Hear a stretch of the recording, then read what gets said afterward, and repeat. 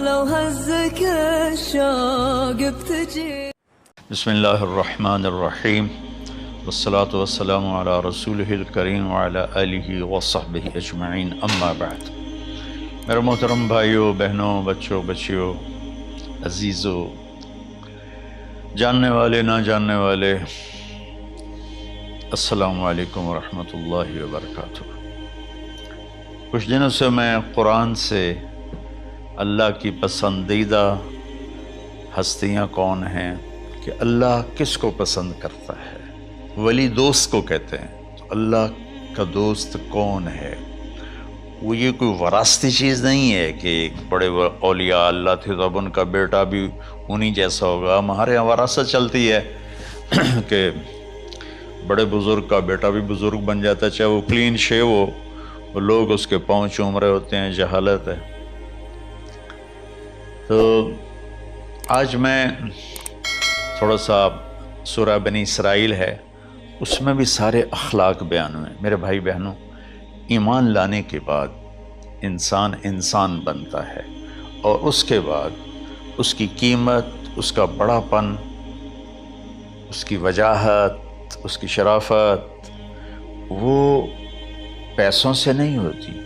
پیسوں سے انسان مالدار تو ہو جاتا ہے، بڑا نہیں بنتا، بڑا نہیں بنتا۔ ہمارا علم غلط ہو گیا۔ بڑا بڑا بندہ جے بول دیا 3 ملین، یہ 200 مربع، یہ نوابہ فلانا ہے، نوابہ فلانا ہے۔ میرے بھائیو، یہ بالکل غلط علم ہے۔ بڑا وہ ہے جسے اللہ پسند کرے، بڑا وہ ہے جو میرے نبی کی زندگی کے پیچھے چلے، بڑا وہ ہے جس سے اللہ تعالیٰ راضی ہو جائے، باقی سب چھوٹے چھوٹے ہیں۔ تو آج ایک تیسری جگہ سے میں کچھ باتیں قرآن سے عرض کروں گا جن کا تعلق ہمارے ایمان سے بھی ہے، اخلاق سے بھی ہے۔ وہ ہے بسم اللہ الرحمن الرحیم وقضى ربك الا تعبدوا الا اياه بالوالدين احسانا اما يبلغن عندك الكبر احدهما او كلاهما فلا تقل لهما اف ولا تنهرهما وقل لهما قولا كريما واخفض لهما جناح الذل من الرحمة وقل رب ارحمهما كما ربياني صغيرا۔ یہ بہت بڑا مضمون ہے۔ اللہ نے قرآن بھر دیا والدین کے خدمت کے لیے، والدین کی اطاعت کے لیے، والدین کی ماننے کے لیے۔ پہلا جملہ ہے اور تیرے رب نے فیصلہ کیا، ایک مطلب۔ دوسرا، اور تیرے رب نے حکم کیا کہ بندگی صرف اللہ کی ہے، بندگی صرف اللہ کی ہے۔ عبد اسے کہتے ہیں جو ہر بات پہ سر جھکا دے، عبد اسے کہتے ہیں جو ہر بات پہ بچھ جائے، اس کو عبد کہتے ہیں۔ تو اللہ کہہ رہا ہے میرے بندو، میرا ایک فیصلہ ہے اور میرا ایک حکم ہے، میرے سوا نہ تمہارا ہاتھ کسی کے آگے پھیلے، نہ تمہاری گردن کسی کے آگے جھکے۔ ایک دوسرے سے مدد لینا، اس کو ایک دوسرے کی تعاونوں میں آ جاتا۔ تعاونوا علی البر والتقوی، ایک دوسرے کا ساتھ دو، ایک دوسرے کی مدد کرو۔ میرے نبی قرضہ اٹھاتے تھے۔ میرے نبی جب انتقال ہوا تو آپ کی زرہ 9 وسق پر، وسق 5 من کا ہوتا ہے، تو وہ جو کے بدلے آپ نے زرہ رکھوائی تھی کہ جب میں تمہیں ادا کروں گا زرہ لے لوں گا، اور آپ کا انتقال ہو گیا، آپ زرہ اپنی واپس نہیں لے سکے۔ وہ چیزیں جن کا تعلق صرف اللہ کی ذات سے ہے اور کوئی نہیں کر سکتا، اس میں صرف اللہ کے آگے ہاتھ پھیلا، جیسے ہم کہتے ہیں مدد، نصرت۔ اللہ کہتا میں ہوں، الا ان نصر اللہ قریب، سنو میری مدد تمہارے قریب ہے۔ تو اللہ تعبدوا الا ایاہ، بس ایک چھوٹا سا جملہ اللہ نے یہاں کے، چونکہ یہاں اللہ نے والدین اور اخلاق بتانے تھے تو اپنے لیے صرف ایک جملہ بولا، باقی باتیں بھی اللہ کے لیے ہیں، لیکن اللہ نے میری بندگی، اس بندگی سے مراد 5 وقت کی نماز نہیں ہے، حج، روزہ، زکوٰۃ نہیں ہے اس کی مراد، یہ ساری باتیں داخل ہیں، اور اس کے ساتھ 24 گھنٹے کی زندگی اللہ کی مرضی پر گزارو، نفع آئے تو شکر ادا کرو، نقصان ہو تو صبر کرو، برداشت کرو، پھر بھی شکر ادا کرو، کہ میرا رب یہ کہہ رہا ہے کہ میں نے صرف اللہ سے تعلق جوڑنا ہے۔ اللہ کے نبی نے اپنے چچا زاد بھائی عبداللہ بن عباس سے فرمایا کہ یا غلام، اے نوجوان، اوصیک بکلمات فاحفظها، میں تمہیں چند باتوں کی وصیت کرتا ہوں، کیا؟ احفظ اللہ، احفظ اللہ یحفظک اللہ، یحفظک اللہ، اللہ کے اوامر کی حفاظت کر، اللہ تیری حفاظت کرے گا۔ احفظ اللہ تجدہ تجاہک، تو اللہ کے اوامر، اسلام، حلال حرام کی پہچان کر کے زندگی گزار تو اللہ کو ہر وقت تو اپنی مدد کے لیے تیار پائے گا۔ اور لمبی حدیث ہے، بنا عشاء کی نماز کا وقت ہو رہا ہے، اس میں وہ جملہ جو اس میرے مضمون سے متعلق ہے، وَإِذَا سَأَلْتَ فَاسْأَلِ اللَّهِ، جب بھی مانگو اللہ سے مانگو، جب بھی مانگو اللہ سے مانگو، اللہ کے سوا کوئی دینے والا نہیں ہے، صرف اللہ ہے دینے کے لیے۔ وَإِذَا اسْتَعَنْتَ فَاسْتَعِنْ بِاللَّهِ، اور جب مدد کے لیے ہاتھ اٹھاؤ تو صرف اللہ کو پکارو، جب ضرورت حاجت کے لیے، مدد کے لیے ہاتھ اٹھاؤ تو اپنے اللہ کو پکارو۔ تو یہ حدیث کی بات بھی ہے اور یہ قرآن کی بات بھی ہے۔ اس کے بعد آگے اللہ کہتا ہے وَبِالْوَالِدَيْنِ إِحْسَانًا، اور اپنے والدین کے ساتھ احسان کرو۔ احسان کا کیا مطلب ہے؟ اللہ آگے اسی کی تشریح کر رہا ہے۔ ویسے احسان کا مطلب عربی میں ہوتا ہے، یہ جو ہمارا اردو کا احسان ہے، میں تیرے تو احسان کیتا ہے تو ہوں میں نالے کی کر رہے ہیں، یہ بھی مطلب ہے، لیکن احسان کا اصل مطلب ہوتا ہے، احسان حسن سے ہے، حسن، حسن سے الف، 2 الف ملے اور احسان بن گیا۔ احسان کا مطلب ہوتا ہے کسی بھی کام کو جو دنیا کا ہے، دین کا ہے، اسے انتہائی خوبصورت طریقے سے کرنا۔ جیسے کسی دلہن کا میک اپ ہوتا ہے نا، تو 5-6 گھنٹے 4 گھنٹے کے بعد وہ کہتی ہے، جو ہوتی ہے اس کا میک اپ کرنے والی، کہ جی بس یہ مکمل ہو گیا ہے اور اب اس سے آگے نہیں ہے۔ تو آخری اچھائی کی آخری انتہا پر پہنچ کے کام کرنے کو احسان کہتے ہیں۔ تو میرا اللہ کہہ رہا ہے میرے بندو، اپنے والدین کے ساتھ وہ کرو کہ جو بھلائی کی، خدمت کی، ماننے کی آخری حد ہے۔ سبحان اللہ۔ وبالوالدین احسان، بالوالدین پہلے ہے، احسان بعد میں ہے۔ اللہ تعالیٰ نے باقی سب کو پیچھے کر کے فرمایا کہ دیکھو خاص طور پہ ماں باپ کے ساتھ وہ رویہ کرو کہ ان کے دل سے دعائیں نکلیں۔ چند دن پہلے ایک والد یوں ہاتھ اٹھا کے کہہ رہا تھا اپنے بیٹے، اکلوتا بیٹا، میں منگنا اللہ کو لو، اللہ تینوں چاہ لگے۔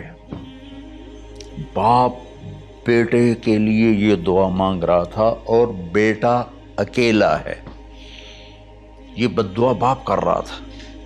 تو بھائیو، ایسی اولاد نہ بنو جس ماں نے پیٹ میں 9 مہینے اٹھایا، پھر جننے کی تکلیف برداشت کی۔ ایک شخص آیا حضرت عبید بن عمیر کے پاس کہ حضرت میں نے ماں کو اپنے کندھے پہ بٹھا کے پیدل حج کرایا ہے، مینا لے گیا، عرفات لے گیا، مزدلفہ، پھر مینا، پھر مکہ، تو کیا میں نے ماں کا حق ادا کر دیا؟ میں نے فرمایا ولا تلقۃ واحدہ، بیٹا ابھی ایک تلقہ کا حق بھی ادا نہیں ہو۔ تلقہ کسے کہتے ہیں؟ جب بچہ پیدا ہونے کا وقت آتا ہے تو ماں کو دردوں کی لہریں اٹھتی ہیں، وہ اتنی خوفناک ہوتی ہیں کہ ماں چیخ چیخ کے رہ جاتی ہے، اور بعض اوقات ڈیلیوری لیٹ ہو جاتی ہے تو وہ تڑپتی ہے، روتی ہے۔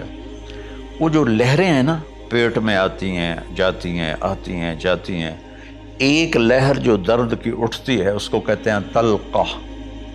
میں قربان جاؤں، انہوں نے فرمایا بیٹا ابھی تیری ماں نے جو تجھے جنا تھا اس وقت جو تجھے درد، وہ تیری ماں نے درد کی لہریں برداشت کی تھیں، اس میں سے ایک لہر کا بھی حق ادا نہیں ہوا، یعنی کہ حق ادا ہو ہی نہیں سکتا۔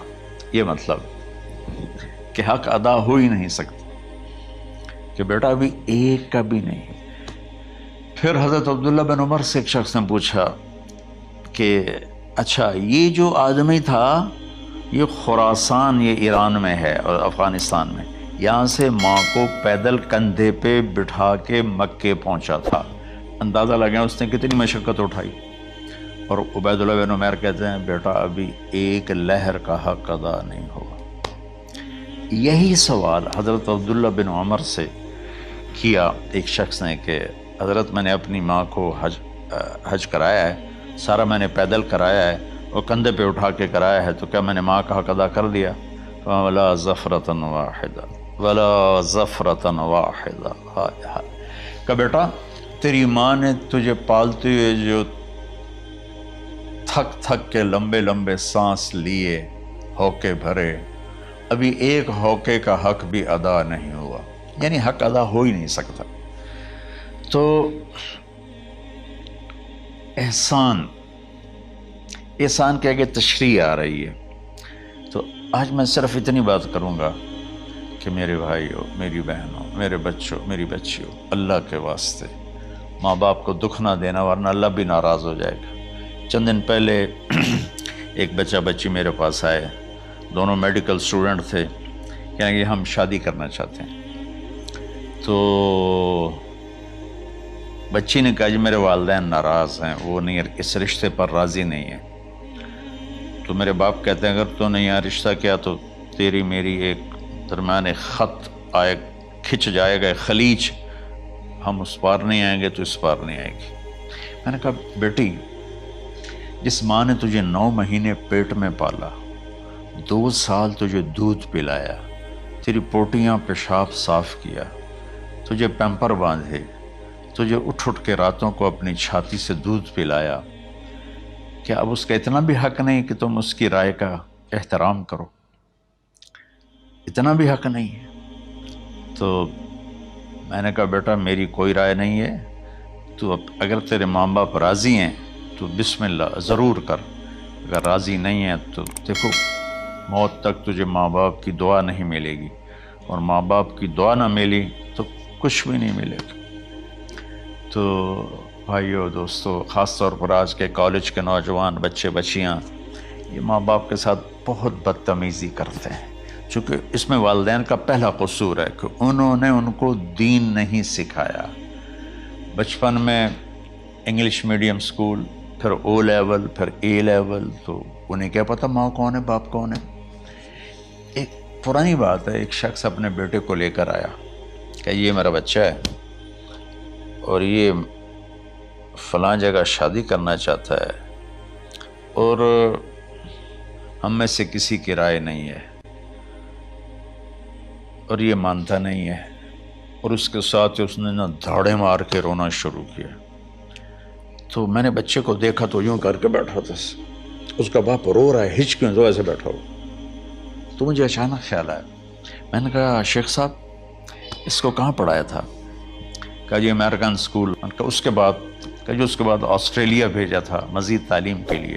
ان کے شیخ صاحب اس بچے کا کوئی قصور نہیں، آپ کا قصور ہے، اس کو تو پتہ ہی نہیں میری ماں کیا ہے میرا باپ کیا ہے۔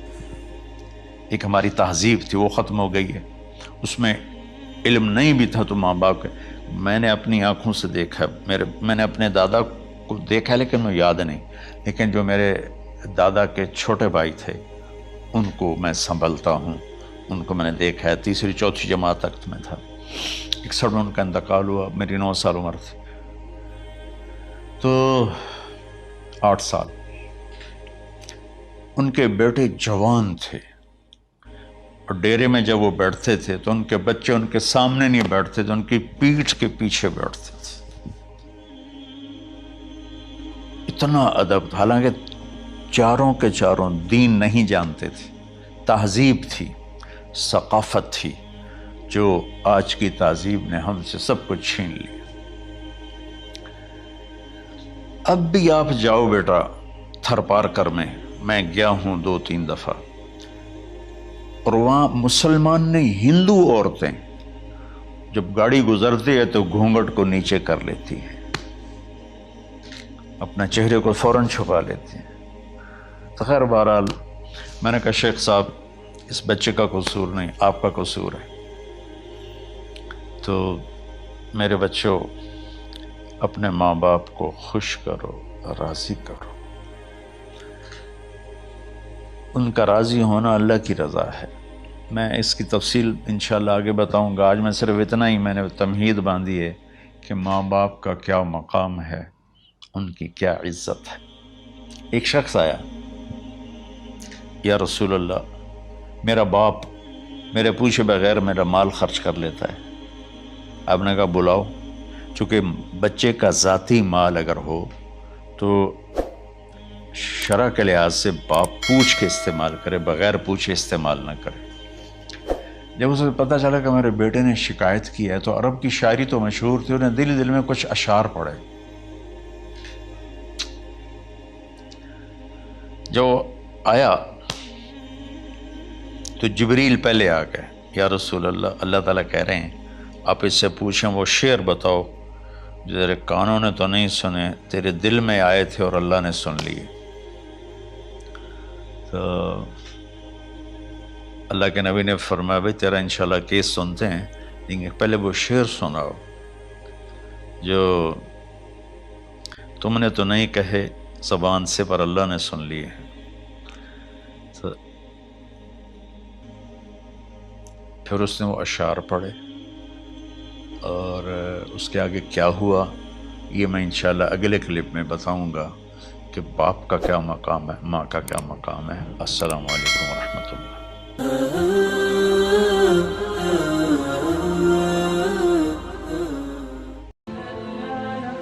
Thanks for watching. Don't forget to like, comment, share and subscribe to